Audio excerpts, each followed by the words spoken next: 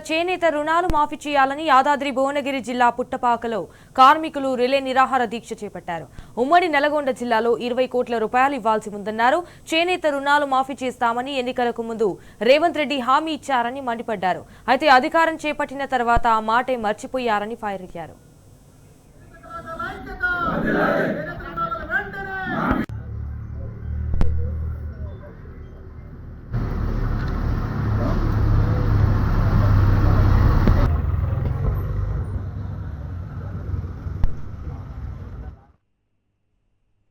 పుట్టపాక గ్రామంలో నిన్నటి నుండి చేనేత సహకార సంఘం ముందు అమర నిరాహార దీక్షకు చేనేత కార్మికులు కూర్చోవడం జరిగింది.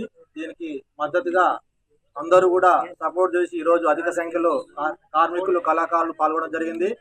మేము ప్రభుత్వాన్ని కోరేది ఒకటే, చేనేత రుణాలు వెంటనే మాఫీ చేస్తామని చెప్పేసి ఈరోజు 2 సంవత్సరాల నుండి కాలయాపన చేస్తూ చేనేత కళాకారులను వీధిన పడేయడం జరిగింది.